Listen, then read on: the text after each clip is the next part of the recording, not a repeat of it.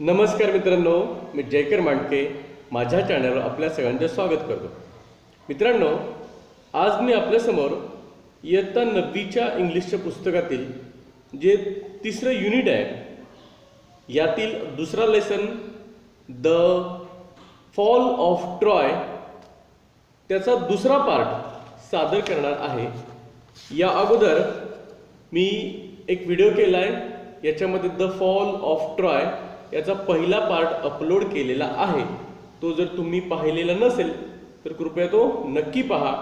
Page number 72, 73 व 74 या 3 पेजवर हा लेसन आहे. माझ्याकडे इथं पुस्तक आहे, तुम्हाला पुस्तकाची गरज लागणार आहे. तर मग चला मित्रांनो, सुरुवात करूया. Part 2. At last Troy was taken not by force but by a trick. आता मागच्या पाठमध्ये आपण बघितलं की दोन्हीही बाजूकडचे जे सैनिक होते ते 10 वर्षापासून लढाई चाललेली होती आणि ते दोन्हीही बाजूकडचे सैनिक हे कंटाळलेले होते आणि या युद्धाला काही शेवट नव्हता. ट्रॉयचा पाडाव झालेला नव्हता, पण शेवटी मात्र ट्रॉयचा पाडाव झाला. ट्रॉय ग्रीकांनी जिंकलं, पण ते बलानी नाही तर युक्तीने ते ट्रॉय त्यांनी जिंकून घेतलं किंवा ट्रॉयचा त्यांनी पाडाव केला.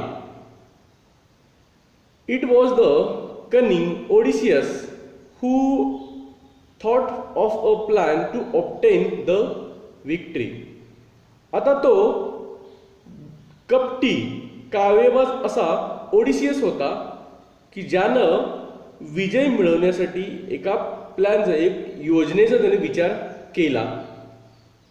Let us build a great wooden horse, he said. त्यानं असं सुचवलं की आपण काय करूयात, तर एक लाकडाचा खूप मोठा घोडा त्याची आपण बांधणी करूयात. He said, big enough to hold men inside it, and let some of our best fighters hide in the horse. त्याला असं सांगितलं की तो घोडा आपण इतका मोठा बांधायचा की त्याच्यामध्ये माणसं त्याच्यामध्ये बसली पाहिजेत, त्याच्यामध्ये लपतील, अशा प्रकारचा एवढा मोठा तो घोडा त्याची आपण बांधणी करायची. आणि त्याच्यामध्ये काय करायचं, तर त्याच्यामध्ये आपण आपले जे काही चांगले उत्कृष्ट असे जे काही योद्धे आहेत त्यांना त्याच्यामध्ये आपण लपवायचं. Then let us burn our tents and pretend to sail away in our ships. त्यानंतर आपण काय करायचं, तर आपणच आपले जे काही तंबू आहेत ते जाळून टाकायचे आणि आपण आपली जहाजं घेऊन दूर समुद्रामध्ये निघून गेलेलो आहोत किंवा आपण आपल्या देशाकडे निघून गेलेलो आहोत, अशा प्रकारचं प्रिटेंड करायचं, म्हणजे ढोंग करायचं, असं तो त्यानं सांगितलं. But instead of sailing away we will return in the night. पण आपण जहाजामधून समुद्रामधून जहाजं आपण हाकारीत दूर आपण जायचं नाही, आपण आपल्या देशाकडं घरी परतायचं नाही किंवा देशामध्ये परत जायचं नाही. तर त्याच्याऐवजी काय करायचं आपण परत यायचं. कधी, तर रात्रीच्या वेळेला. When the Trojans are asleep we will attack the city and burn and kill. ज्यावेळेला रात्रीच्या वेळेला यायचं, ज्या वेळेला हे जे ट्रोजन्स असतील ते झोपलेले असतील आणि आपण त्या शहरावरती आपण हल्ला करायचा आणि आपण जाळपोळ करायची आणि आपण लोकांना किंवा सैनिकांना आपण ठार मारायचं. हा त्याचा ओडिसियसचा हा प्लॅन, कपटी म्हणा किंवा कावेबाज असा त्याचा हा प्लॅन होता. The Greek leaders decided to follow the advice of the wise Odysseus. आता ग्रीकांचे जे युद्धामध्ये जे अग्रभागी असणारे किंवा अगदी सगळ्यात पुढं असणारे जे लीडर्स होते, त्यांचे जे नेते होते, नायक होते, त्यांच्या सैन्याचे सेनानायक होते, त्याने असं ठरवलं की आपण हा जो काही सुज्ञ असा हुशार असा जो ओडिसियस आहे त्याच्या योजना जी आहे, तो प्लॅन जो आहे त्यानुसार आपण त्याची अंमलबजावणी करायची किंवा तो त्याचं आपण अनुकरण करायचं. So a great horse of wood was made by a skilful engineer. त्यामुळं त्याच्यानंतर मग काय केलं तर अशा कुशल कारागिरांकडून, अभियंत्यांकडून खूप मोठा असा लाकडी घोडा बनवला गेला. And the greatest heroes Menelaus, Odysseus himself and others entered it. आणि त्यातले त्यांचे जे काही मोठे असे महान असे जे काही योद्धे होते, ज्याच्यामध्ये स्वतः मेनेलस राजा स्वतः होता, त्याच्यानंतर ओडिसियस होता स्वतः, आणि हे सगळ्यांनी आणि काही इतर लोक त्यांनी काय केलं तर त्या घोड्यांमध्ये त्यांनी आत प्रवेश केला. The last man to go in being the architect himself, who knew the secret of opening and shutting the entrance. आता शेवटचा जो माणूस त्या घोड्याच्या आतमध्ये जो येऊन चढला, लाकडी घोड्यामध्ये ज्याने एंट्री केली, तो स्वतः आर्किटेक्ट होता, तो वास्तुविशारद होता, किंवा ज्यानं ते सगळं घोड्याचं डिझायनिंग केलेलं होतं तो स्वतः होता. ज्यानं तो घोडा तयार केला होता तो स्वतः होता, तो इंजिनियर तोच होता. आणि तो स्वतः तिथं आत आला. ज्याला माहिती होतं ते तो घोड्याचं दरवाजा, त्या घोड्याला दरवाजा केला होता, एंट्रन्स होता, की कुठून आत जायचं आणि कुठून बाहेर पडायचं याचं गुपित त्याला माहिती होतं, म्हणून त्याला सोबत त्यांनी तिथं घेतलेला होता. That evening the Greeks burn their tents and sailed away in their ships, but they did not go very far. त्या रात्री ग्रीकांनी काय केलं तर त्यांचे जे तंबू होते संध्याकाळच्या वेळेला, विश्रामाच्या वेळेला बांधलेले, ते टेंट्स ते सगळे त्यांनी जाळून टाकले आणि ते समुद्रामध्ये आपली जहाजं त्यांनी घेतली आणि जहाजं हाकारत ते गेले. पण ते खूप दूर गेलेले नव्हते.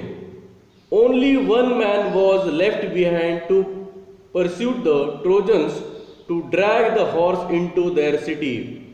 त्यातला एक माणूस मात्र तिथंच त्यांनी पाठीमागं सोडलेला होता, ठेवलेला होता. कशासाठी तर त्या माणसानं काय करायचं तर ट्रोजन्सना प्रवृत्त करायचं.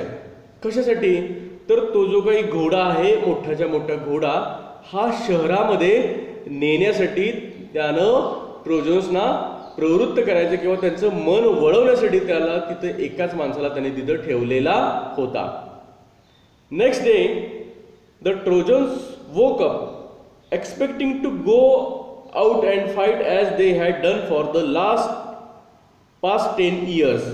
दुसऱ्या दिवशी ठरल्याप्रमाणे ट्रोजन्स उठले आणि त्यांना असं अपेक्षित होतं की जे आपण 10 वर्ष झालं रात्रीच्या वेळेला झोपायचं, परत उठायचं, परत युद्ध करायचं दिवसभर आणि परत संध्याकाळी, असं ते त्यांचं ठरलेलं होतं. गेले 10 वर्षाचा जो त्यांचा नित्यक्रम होता, त्यांना असं वाटलं की चला आजही आपण युद्ध करायचं आहे. आणि म्हणून ते तिथं गेले. कुठं तर समुद्राच्या किनाऱ्यावरती गेले. What delight and surprise they felt at the sight they saw on the seashore outside the walls. बघा, त्यांनी जे पाहिलं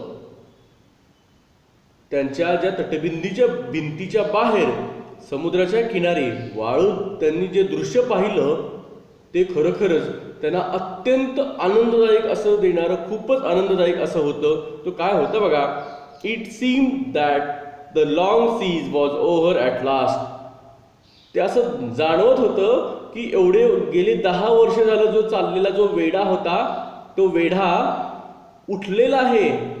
वेढा म्हणजे सैनिकांनी त्या शहराला दिलेला वेढा होता, तो वेढा उठला आहे. The tents had been burn.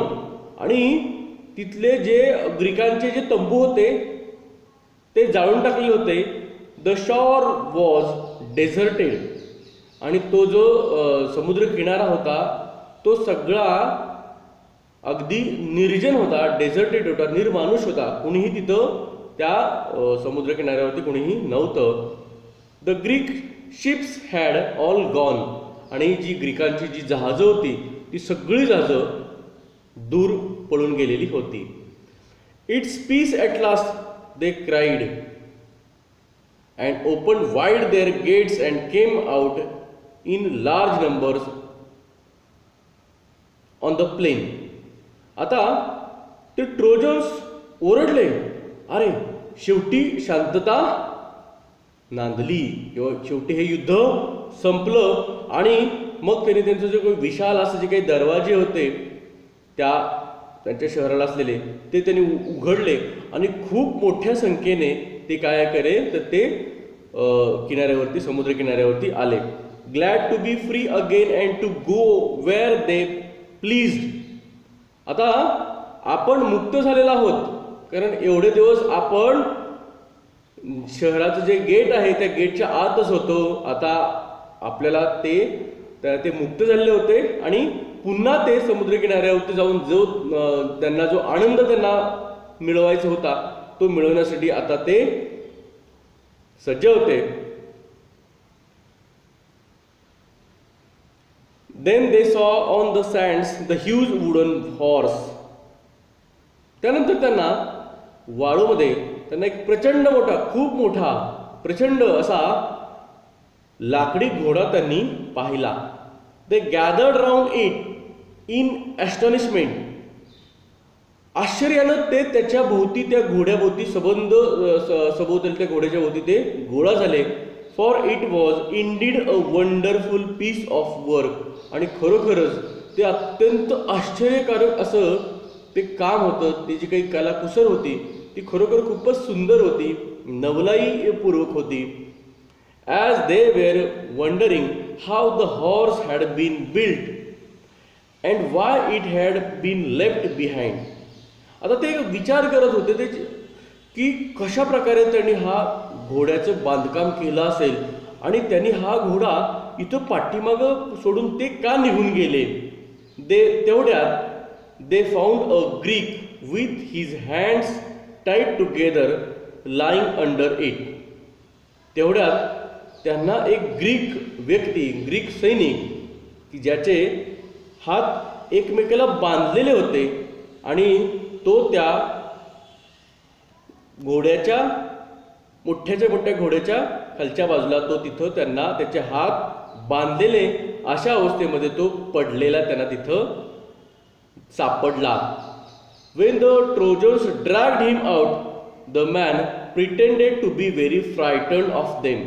आता ज्यावेळेला ट्रोजन्सनी ज्यावेळेला त्या माणसाला त्या घोड्याच्या खालच्या बाजूला तिथं तो माणूस पडलेला होता त्याला त्यांनी खेचून बाहेर काढला आणि त्याही माणसानं आपण त्या ट्रोजन्सला घाबरलेलो आहोत अशा प्रकारचं त्यानं घाबरलेलं त्यानं सोंग केलं, प्रिटेंडेड केलं त्यानं तसं. when he was commanded to tell them why the Greeks had gone and why they had left this horse behind. आता बघा, ज्यावेळेला त्याला अशी आज्ञा दिली गेली की तू सांग आम्हाला की ग्रीक इथून का निघून गेले आणि त्यांनी हा एवढा मोठा विशाल घोडा त्यांनी पाठीमागं सोडून ग्रीक का निघून गेले, अशा प्रकारचं ज्यावेळेला त्याला सांगण्याची आज्ञा केली गेली. He pretended to tremble very much and refuse to speak. त्यानं आपण ट्रम्बल म्हणजे भीतीनं खूप आपण थरथर कापतोय अशा प्रकारचं त्यानं सोंग केलं, अशा प्रकारे त्याने ढोंग केलं आणि बोलायला सुरुवातीला त्यानं नकार दिला. When at last they threatened to kill him, he spoke and told them this false tale. Tale म्हणजे काल्पनिक गोष्ट जी विश्वास ठेवायलाही कठीण आहे अशा प्रकारची. तर शेवटी ज्यावेळेला त्यांनी थ्रेटन म्हणजे इशारा दिला किंवा धमकी दिली, ज्यावेळेला त्यांनी त्याला ठार मारण्याची धमकी दिली, आम्ही तुला ठार करू अशा प्रकारची धमकी दिली, त्यावेळेला मग मात्र त्यानं एक अशी खोटं सांगितलं त्यांना. जे काय सांगितलं ते आपण बघूयात. The Greeks are tired of the long war and have sailed away in their ships. त्यानं सांगितलं की ग्रीक थकलेले होते एवढ्या दिवसाचं गेले 10 वर्ष झालं जे युद्ध चाललेलं आहे त्या युद्धाला ग्रीक थकलेले होते आणि म्हणून त्यांनी काय केलं तर आपली जहाजं घेऊन ते निघून गेले समुद्रामधून, समुद्रमार्गे ते आपल्या देशाकडे निघून गेले. He said but they are afraid of the long voyage home too. पण त्यांना समुद्रमार्गे एवढा मोठा जो मोठा प्रवास होता खूप अंतराचा, या प्रवासाची सुद्धा त्यांना भीती वाटत होती, ते घाबरलेले होते. And so they have made this horse and left it as an offering to the god of the sea. आणि त्या भीतीनं त्यांनी काय केलं तर प्रचंड मोठा असा हा घोडा तयार केला आणि तो घोडा त्यांनी समुद्र देवतेला त्यांनी अर्पण केला. समुद्र देवतेला तो घोडा त्यांनी काय केला तर अर्पण केला, म्हणून तो घोडा ते इथं ठेवून निघून गेले. अशा प्रकारचं त्यांनी सोंग केलं, अशा प्रकारचं ढोंग करून त्यानं ट्रोजन्स होते त्या ट्रोजन्सना म्हणजे ट्रॉयच्या रहिवाशांना त्यानं अशा प्रकारचं खोटं सांगितलं. They wanted also to kill me and offer me as a sacrifice to the sea god. आता त्यापुढे त्यांना असं अजून खोटं सांगितलं की त्यांना मला सुद्धा ठार करायचं होतं आणि मला समुद्र देवतेला एक सॅक्रिफाईस म्हणून मला अर्पण करायचं होतं. म्हणजे सॅक्रिफाईस म्हणजे एखाद्याला बळी देणं, देवतेला एखाद्या बळी अर्पण करतो असा तिथं अर्थ आहे. म्हणजे त्याला माझा बळी सुद्धा त्यांना द्यायचा होता. आता ॲक्च्युली सॅक्रिफाईसचा अर्थ त्याग असाही आहे, पण इथं आपण बळी असा अर्थ घ्यायचा आहे. तो असं सांगतो की समुद्र देवतेला ते मला बळी म्हणून अर्पण करणार होते. बट आय एक्सकेप अँड हिड फ्रॉम देम. पण मी कसाबसा त्यातनं निसटलो आणि मी त्यांच्यापासून इथं हिड म्हणजे हाईडचा हा भूतकाळ आहे, तर मी तिथं लपलो. But why did the Greeks made such a huge horse some of the Trojans ask. पण त्यातल्या काही ट्रोजन्सनी त्याला विचारलं की एवढा मोठा घोडा, एवढा मोठा प्रचंड घोडा ग्रीकांनी का तयार केला. अँड द कनिंग ग्रीक मेड दिस रिप्लाय. आणि तो जो कपटी ग्रीक व्यक्ती होता त्यानं अशा प्रकारचं उत्तर दिलं, if they had made a smaller offering you might have taken it in to your city. तो असं म्हणतो की त्यांनी जर का छोटा घोडा तयार केला असता आणि समुद्र देवतेला अर्पण करून ते इथून निघून गेले असते तर तुम्ही त्या छोट्या घोड्याला स्वतःच्या शहरामध्ये घेऊन गेला असता. Then the luck would have gone to the Trojans and not to the Greeks. आणि त्यामुळं तो घोडा अर्पण केलेलं जे काही पुण्य मिळणार होतं किंवा जे दैव सुदैव हे सगळं कुणाबरोबर गेलं असतं तर ते ट्रोजन्स बरोबर गेलं असतं. कारण का तर ते घोडा स्वतःबरोबर ती शहरात घेऊन गेले असते म्हणून. आणि त्यांना त्या घोड्या समुद्राला अर्पण केल्याबद्दलचं त्यांना त्याचं काही फळ मिळालं नसतं. अशा प्रकारचं त्यानं बहाणा त्यानं एक प्रकारचा केला आणि तो त्यांना सांगितला. म्हणजे नशिबानं ट्रोजन्सना साथ दिली असती, ना की कुणाला दिली. छोटा घोडा जर केला असता तर नशिबानं ट्रोजन्सना साथ दिली असती, ग्रीकांना नाही, असं त्यानं ते सांगितलं. That is why they made it too big to go inside your gates. त्यामुळं त्यांनी एवढा मोठा घोडा तयार केला की जो तुमच्या गेटच्या आत जाऊ शकत नाही. एवढा मोठा घोडा त्यांनी तयार केला किंवा तो जाऊच नाही. तुमच्या गेटच्या शहराच्या गेटच्या आत जो सहजासहजी नेता येणार नाही, नेऊ नये म्हणून त्यांनी एवढा मोठा घोडा तयार केला. अशा प्रकारचं खोटच त्या ग्रीक सैनिकांना किंवा ग्रीक व्यक्तीनं ट्रोजन्सना सांगितलं. The Trojans were delighted to hear this. आता हे सगळं ऐकून त्या ट्रोजन्सना खूपच आनंद झाला, त्यांना अत्यानंद झाला. The Greeks have gone they said and the walls are not longer necessary. ते असं म्हणाले की ग्रीक तरी आता गेलेले आहेत, त्यामुळं एवढ्या मोठ्या प्रचंड भिंतींची या तटबंदीची आता काही गरज नाही. Let us make a whole in the wall and drag the horse in it. In. तर ते असं म्हणाले की आपण काय करूया, तर ते एवढ्या मोठ्या प्रचंड भिंतीला आपण काय करूया, तर एक होल पाडूया, असं छिद्र करूया आणि तो घोडा आपण आत खेचून घेऊयात. Their wise priest want them not to do so. त्यांचा जो हुशार, शहाणा, सुज्ञ असा जो पृष्ठ म्हणजे धर्मोपदेशक होता, धर्मगुरू होता, त्यानं त्यांना असं करू नका अशा प्रकारे त्याने सल्ला दिला. आणि तो काय म्हणाला बघा, it may be a trick that will ruin us. Ruin म्हणजे रूनचा अर्थ नाश करणे. तो असं म्हणतो की ही कदाचित ग्रीकांची युक्ती असू शकते की जी आपला नाश करू शकते. He said, you will bring disaster on the city if you break down the walls. त्यापुढं ते असं म्हणतात, ते असं म्हणाला की तुम्ही जर का हा घोडा आत घेऊन गेला तर तो शहरावरती शहरावरती एक प्रकारचा मोठा अनर्थ ओढवेल किंवा मोठीच्या मोठी आपत्ती शहरावरती कोसळेल. अशा प्रकारचा त्यानं त्यांना इशारा दिला. But they were so excited that they paid no attention to his words. पण ते ट्रोजन्स एवढे एक्साइटेड झालेले होते, एवढे उत्साहित होते की त्यांनी त्याच्या शब्दांकडे अजिबात लक्ष दिलं नाही, त्याच्या बोलण्याकडे सुद्धा काही लक्ष दिलं नाही.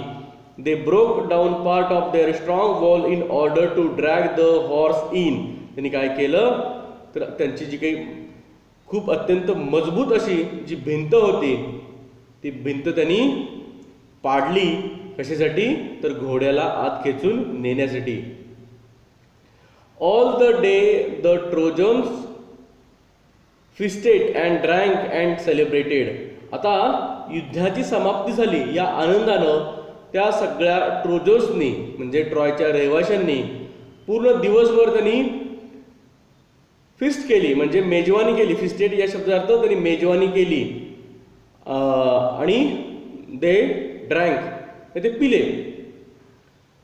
दारू पिले, त्यांनी मेजवानी केली आणि सेलिब्रेशन केलं.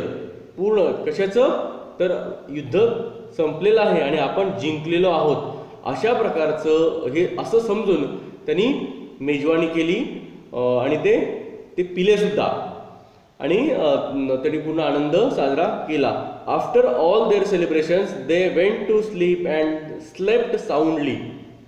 आता बघा, त्यांचं हे सगळं सेलिब्रेशन झाल्यानंतर ते झोपले आणि ते गाढपणे झोपी गेले. साऊंडली म्हणजे अगदी गाढपणे झोपी गेले. But that day of rejoicing was soon followed by a night of terror and death. आता तो जो अत्यंत आनंद देणारा असा जो काही दिवस होता, तो दिवस त्यांचा गेला आणि त्याच्या पाठीमागून लगेचच एक दहशतीची, भीतीची आणि मृत्यूची रात्र त्या दिवसाच्या पाठीमागून आली. म्हणजे अख्खा दिवस त्यांनी आनंद साजरा केला आणि त्या दिवसाची जी रात्र होती ती दहशतीची, मृत्यूची अशी रात्र आली. The Greek ships had no sailed far. ग्रीकांची जी जहाजं होती ती खूप दूरवरती समुद्रामध्ये गेलेली नव्हती. As soon as they were hidden by an island they had lowered their sails and dropped अँकर and waited for the night. ते जसे समुद्रात गेले की तसे ते बेटांमध्ये ते लपलेले होते आणि त्यांनी त्यांच्या आपल्या जहाजांचं जे शीड असतं, सेल्स असतं, ते शीड सुद्धा त्यांनी खाली घेतलेली होती. कारण का, तर इकडच्या समुद्र किनाऱ्यावरून दूर समुद्रामध्ये जहाजाचं शीड दिसू नये, म्हणजे पांढरं असं मोठ्याच्या मोठं प्रचंड मोठं फडकं असतं की जे काय करतं जहाजाला वाऱ्याबरोबरती वाहून नेण्यासाठीचं. तर ते शिड त्यांनी खाली घेतली आणि त्यांनी आपले जहाजाचे नांगर सुद्धा, अँकर जे होते ते पण त्यांनी तिथं टाकलेले होते. In the darkness the fleet sailed back. आता अंधारामध्ये, फ्लीट या शब्दाचा अर्थ आरमारी, तांडा. अंधारामध्ये ते जे आरमारी तांडे होते ते परत आले. And the leading ships, which was Agamemnon's bore a red light high on its mast. आता ते आरमारी तांडे परत आले आणि त्याच्या सगळ्यात सुरुवातीला पहिल्यांदा जे शिप होतं, ज्याचं जहाज, जे शिप होतं, जे जहाज होतं ते कोणाचं होतं, तर ॲगमेम्नन्सचं जहाज होतं तो. आणि ॲगमेम्नन्सनी काय केलं, तर त्यांचं जे मास्ट आहे, जे शिडाची जी ढोलकाठी असते, शिडाची जी डोलकाठी असते की नाही, डोलकाठी असते, शिडाची जी डोलकाठी मास्ट, त्याच्या बोर या शब्दाचा अर्थ छिद्र, त्या छिद्रामध्ये लाल अत्यंत उंच अशी जी काही शिडाची जी डोलकाठी होती आरमारी त्या म्हणजे जहाजाची, त्याच्यामध्ये त्यांनी लाल असा प्रकाश त्यांनी काय केला, तर त्यांनी पेटवला. The Greek who was watching for the return of fleet. आता जे ग्रीक ते त्यांचे आरमारी तांडव परत येण्याची जी वाट बघत बसलेले होते, creep to the wooden horse and gave the signal. ते त्यांनी काय केलं, तर त्या लाकडी घोड्यावरती ते चढले. क्रिप्ट म्हणजे सरपटत वर चढले किंवा रांगले. आणि त्यांनी काय केलं, तर त्यांनी सिग्नल दिला, त्यांनी पण इशारा केला. The side of the horse open. आणि घोड्याची जी बाजू होती ती उघडली गेली. The Greeks climbed out and open the gates. आणि जे ग्रीक होते ते खाली उतरले, बाहेर आले, बाहेर उतरले आणि तरी ते शहराचा मोठ्याच्या मोठा दरवाजा होता तो उघडले. The whole Greek army entered the sleeping city. तर ते अख्खं जे ग्रीक सैन्य होतं ते झोपलेल्या ट्रॉय शहरामध्ये त्या सैन्यानं एंट्री केली किंवा त्याचा आगमन त्या शहरामध्ये झालं. Immediately the Greeks set fire to houses and towers and palaces and began to burn and kill. ताबडतोब ते ग्रीक जसे शहरामध्ये आले तसं त्यांनी घरांना आगी लावायला सुरुवात केली. सोबतच जे मोठमोठे घरं होती, उंच उंच बुरुज होते, राजवाडे होते, त्या सगळ्यांना त्यांनी काय केलं, तर त्यांनी आगी लावायला सुरुवात केली. आणि परत त्यांनी जाळपोळ सुरुवात केली आणि त्यांनी लोकांना ठार मारायला सुद्धा सुरुवात केली. Troy was filled with the site of leaping flames and sound of shouting.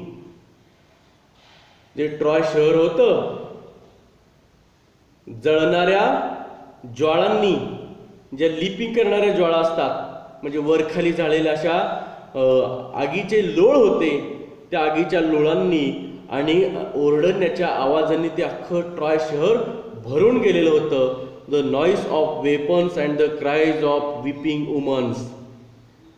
तर शस्त्रांचा आवाज होता आणि रडणाऱ्या स्त्रियांचं ओरडणं होतं. विप म्हणजे विलाप करणे, शोक करणे.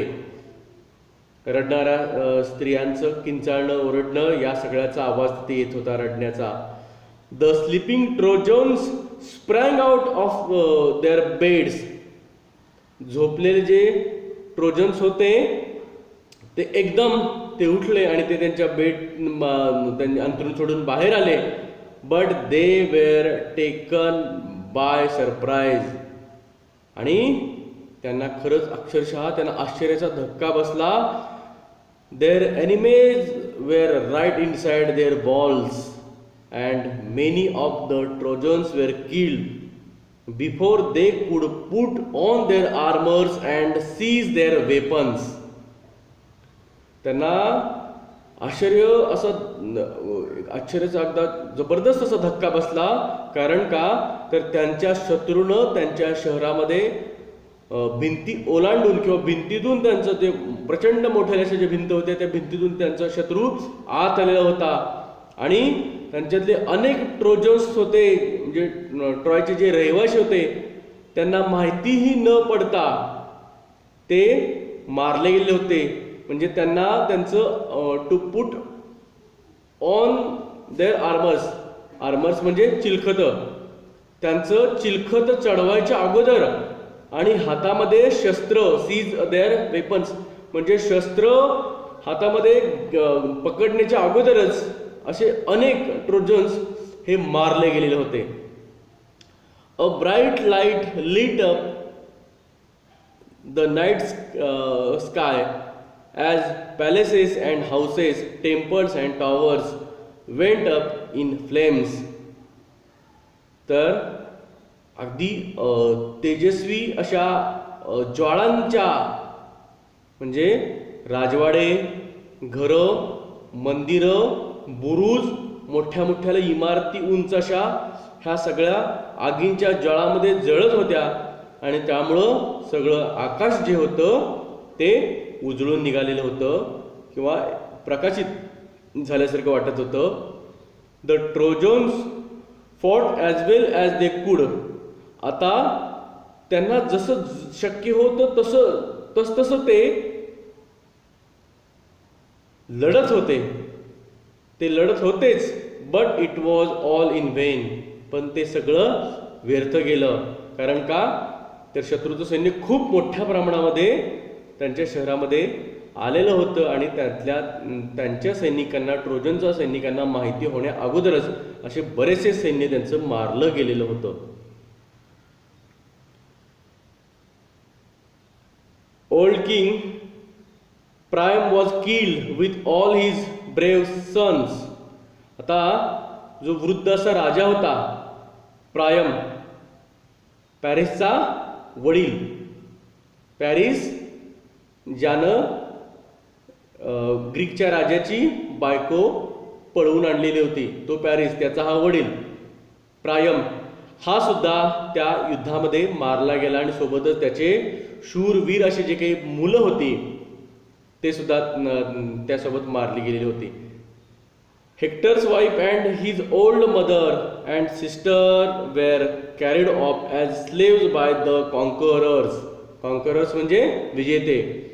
तर विजेते जे ग्रीक होते त्यांनी काय केलं होतं, तर हेक्टरच्या पत्नीला आणि त्याच्या वृद्ध आईला आणि त्याच्या बहिणीला त्यांनी आपल्यासोबत नेलेलं होतं. काय म्हणून, तर गुलाम बनवलेलं होतं. Their fate was in contrast to Helen's when King Menelaus rushed through the city. आता त्यांचं जे नशीब होतं, दैव होतं, ते अगदी हेलनच्या अगदी विरुद्ध होतं. म्हणजे परस्पर विरोधी असे तुलनेनं अगदी विरुद्ध होतं. हेलनच्या दैवाच्या तुलनेनं त्यांचं नशीब विरुद्ध होतं, म्हणजे ते दुर्दैवी ठरले. कारण का, यामध्ये हेलन मारली गेली नाही. यामध्ये मारलं गेलं कोण, तर ट्रॉयचं अख्खं राजघराणं मारलं गेलं आणि जे जिवंत राहिले, ज्या स्त्रिया जिवंत राहिल्या त्यांना गुलाम बनवलं गेलं. याच वेळेला हेलनचं काय झालं बघूयात आपण. तर बघा, ज्यावेळेला राजा मेनेलस ज्यावेळेला शहरामध्ये आला, looking for her and found her in her palace, तो हेलनचा शोध घेत होता, हेलनला शोधत होता आणि त्याला हेलन सापडली सुद्धा. कुठं, तर हेलन तिच्या राजवाड्यामध्ये सापडली त्याला. शी हंग हर हेड इन शेम.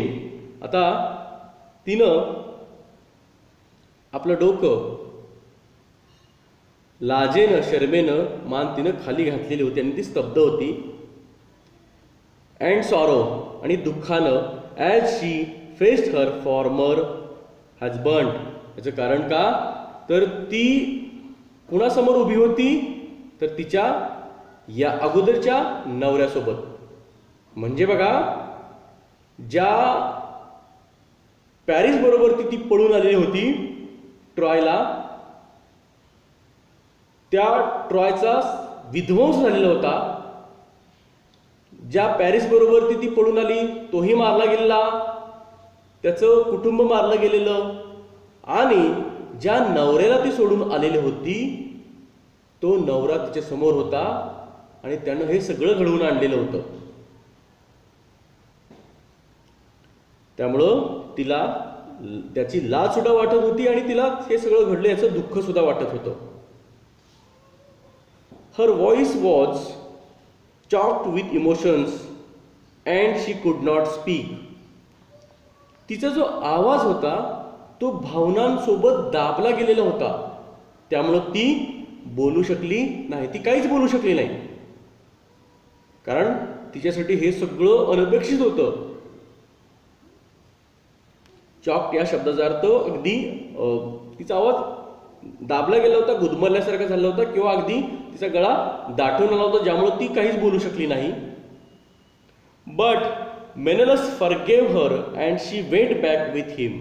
पण मेनेलस या ग्रीकच्या राजानं मात्र तिला माफ केलं, तिला माफी दिली आणि तिला आपल्यासोबत घेऊन तो ग्रीसला गेला. For it was only Aphrodite who had turned her heart away from her home and her husband and her child. त्याने तिला माफी का दिली माहिती आहे?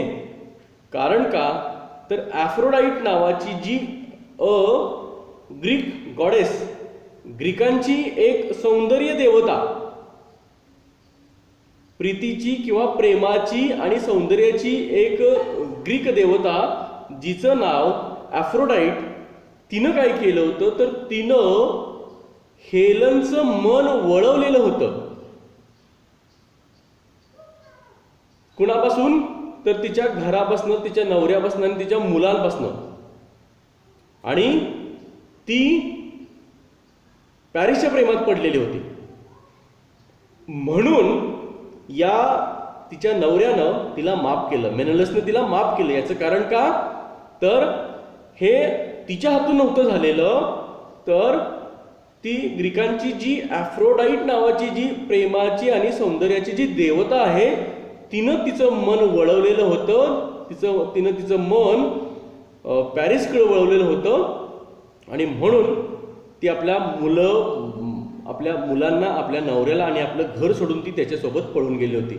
आणि म्हणून मेनेलसनं हेलनला माफ केलं. When morning came, nothing was left of the proud rich city that had resisted attack for 10 years. ज्यावेळेला दुसऱ्या दिवशी सकाळ ज्यावेळेला उजाडली त्यावेळेला त्या शहरात ते अभिमानी असं जे शहर होतं, ज्या शहराला स्वतःच्या संपन्नतेबद्दलचा अहंकार होता, अभिमान होता, असं संपन्न असलेलं त्या शहरामध्ये काहीही शिल्लक राहिलेलं नव्हतं. ज्या शहरानं गेले 10 वर्ष हल्ल्याचा प्रतिकार केला होता, आज मात्र त्या शहराचं होत्याचं नव्हतं झालेलं होतं. ट्रॉय या शहराचा पाडाव झालेला होता. तर मित्रांनो, अत्यंत सुंदर अशी ही कथा आहे. तुम्हाला निश्चितच ती समजलेली असेल. मी माझ्याकडनं अगदी 100% मी समजावून सांगण्याचा प्रयत्न केला. तुम्हाला निश्चितच ती समजलेली असेल. कृपया माझ्या व्हिडिओला लाईक करा, किमान लाईक करत चला. माझा चॅनल सबस्क्राईब जर तुम्ही अजूनही केलं नसेल तर माझा चॅनल सबस्क्राईब करा, माझा व्हिडिओ शेअर करा. माझा व्हिडिओ पाहिल्याबद्दल आपल्या सगळ्यांच्या मनापासून धन्यवाद मित्रांनो.